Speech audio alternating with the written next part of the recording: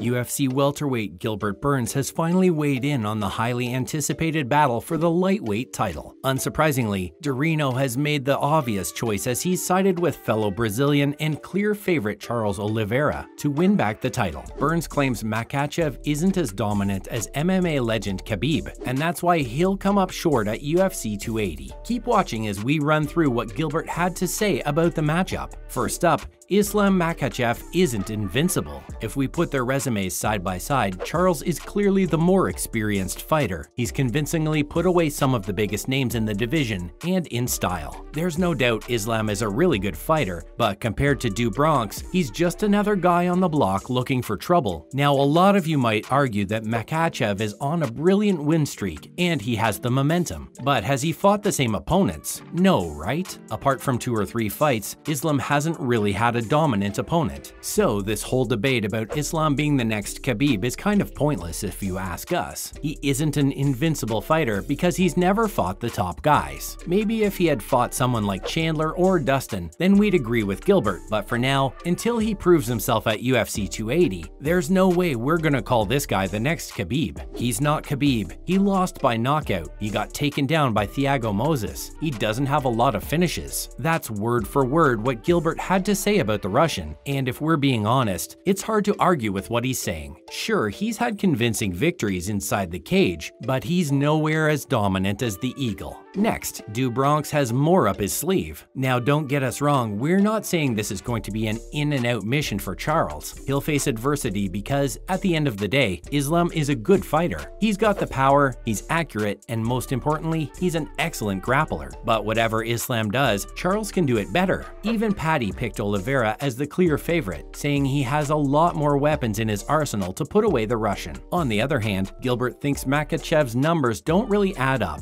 People say he's an excellent striker and grappler, but what they fail to realize is that Charles is better at all of those things. Oh, and let's not forget how Islam has already been knocked out once in his career by Adriano Martins. Heck, he was even taken down by Thiago Moses. So yeah, he's an excellent fighter, but he's surely not invincible, and he's definitely not dominant enough to play games with Oliveira. And again, we're not saying it's going to be an easy fight for either of these guys, but the way people are saying it just has Burns really pissed off. Saying things like how Islam will run through him and destroy him with his exceptional grappling skills and whatnot. Like, have they even seen Oliveira inside the cage? The guy literally bounces back from the worst situations to win fights. Even one of the most skilled and hardest hitting strikers in the division, Justin Gaethje, said Oliveira's punches are like licking batteries. Moving on, a new experience. Believe it or not, Gilbert thinks this is going to be an entirely different and new experience for the Russian lightweight. He's never been in a situation like this, mainly because when Charles fights, it's nothing less than a war. And you also have to realize how this fight is basically a shut-up call to the promotion from Charles. They stripped him of his title and put him against the #1 contender in the division thinking he'll fold or something. Yeah, think again. You do not want to go to war with the Brazilian. Also, it's possible we might have made Charles sound invincible, but it isn't like that. He's been caught with multiple strikes over the years that have almost ended his reign over the division. But what makes him such a special fighter is the fact that he always gets back up. He'll fall flat on his face and still get up, no matter how hurt he is. That, ladies and gentlemen, is the definition of going to war. Now, for being the more durable fighter, we also think Do Bronx is more durable going into this fight, mainly because he's survived hellish punishments coming at the hands of some of the hardest hitters on the planet, namely Dustin Poirier, Michael Chandler, and Justin Gaethje. Even if you compared their last 5 fights, Charles has clearly gone up against the top of the division, whereas Islam is still hanging out playing with guys in the middle. Do Bronx has aged like fine wine over the past couple of years. Instead of going on a decline, he's still peaking and his abilities keep getting better and deadlier. Like, even if we talk about his striking, we've seen a significant improvement in just the past couple of fights alone. Also, notice how everyone says Islam is an excellent grappler, but what they fail to realize is that Oliveira can out-grapple and submit him. He's submitted 16 foes inside the octagon, making him one of the most prolific tap-out artists in the promotion's history. Time for some more on the UFC. Up next, a switcheroo. Everything about UFC 279 has changed. It's like the exact opposite of everything we expected. We've been going on and on about Nate Diaz versus Khamzat Chimaev, Chimaev. But what do you know? The Wolf failed to make weight, and now he's fighting Kevin Holland. And as for Nate Diaz, he's gotten a much better fight going up against UFC legend Tony Ferguson. This is the ultimate shut-up call to the UFC, who gave Nate a terrible opponent for his last fight at the UFC. At least now he's going up against someone more equal, or what's the right word to use here? Someone not as dominant as Chimaev. But anyway, it's seriously changed things for the event, and we think Khamzat is in for a real surprise as well. Kevin Holland might not be the best fighter around, but he'll definitely serve to be a much tougher opponent than Nate Diaz. Also, has anyone noticed how Khamzat's missing weight has messed with his popularity so much? He literally got booed before his face-off against Kevin. He missed weight by almost 8 pounds, and the fact that he was talking so much smack about doing this and that is so embarrassing. Sure man, you might be a really exciting fighter and all, but at least make weight after talking so much smack. Following up on the weigh-in failure, if he was 2 or 3 pounds overweight, even then we'd find it a bit more believable, but 8 pounds over the limit? There's something fishy about that. And what makes things even more messed up is that after the weigh-in, a fan tweeted about running into Khamzat at a restaurant just a night before the weigh-in. We're not sure how authentic this claim is because his camp has cited a medical issue behind missing weight. The fan, on the other hand, claims Khamzat hung out at this restaurant for hours, continuously drinking sparkling water and eating like he purposely wanted to miss weight. Could it be that he realized he has too much to lose in this fight? Or was he seriously worried Nate might get the better of him if the fight lasted all 5 rounds? We're not really sure how this supposed medical issue will affect him in the future, but it sounds serious to say the least. Being up by 8 pounds is no joke. That's not exactly missing weight, it's more like failing badly. Finally, a disastrous event. We're glad UFC 279 is finally coming together after such a disastrous event. Just before the press conference, there were rumors of a huge brawl backstage that involved Khamzat, Kevin Holland, and Nate Diaz. Apparently, Khamzat decided to clear the air after Holland had been talking a lot of smack about him. This led to the two teams getting involved in an ugly brawl, with Nate's team taking advantage of the situation and getting a piece as well. We also heard Kevin got kicked in the chest by Chimaev. Dana White had to cancel the press conference because there were serious issues of things getting out of hand since everyone was just so pumped up. Could it be that the entire reason why Khamzat missed weight was because he knew he'd get Kevin Holland? Or is this all just made up to build hype for the event? We're not sure. There are a lot of mixed opinions floating around right now, claiming it was orchestrated by Dana White to generate hype. We're not sure. Guess we'll just have to wait until one of these fighters opens up about what actually happened backstage. That's it from our side, folks. So, what do you think? Is Burns right about Charles being the clear favorite going into this fight? And is there a chance for an upset? Let us know in the comments below. Remember, don't forget to like this video and subscribe to our channel for more exciting content in the future. Thanks for watching and see you next time.